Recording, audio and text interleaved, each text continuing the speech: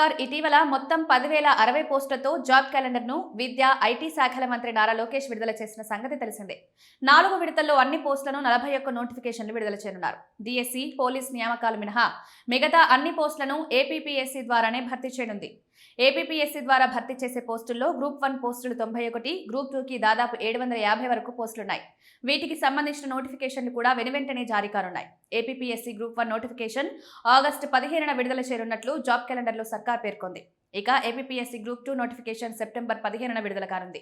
ఈ మేరకు సర్కార్ ఏర్పాటు చేస్తోంది. పోస్టుల వివరాలతో పాటు నోటిఫికేషన్ జారీ తేదీలు కూడా ప్రభుత్వం జారీ చేయడంతో అభ్యర్థులు ప్రణాళిక ప్రకారం సన్నద్ధత అయ్యేందుకు అవకాశం లభించనుంది.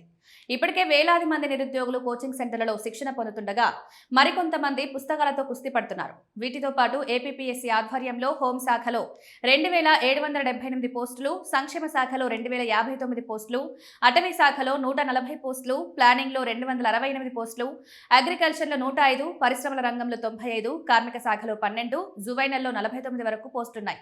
ఇవి కాకుండా ఇంజనీరింగ్ పోస్టులు 503, గనుల శాఖ 47, ఎక్సైజ్ శాఖ 409, ఏఎంవీఐలో 50 పోస్టులు ఉన్నాయి.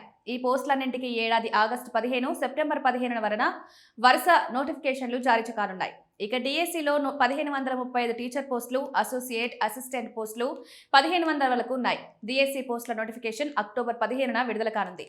మే 15న ప్రొఫెసర్ పోస్టుల భర్తీకి నోటిఫికేషన్ విడుదల చేస్తారు.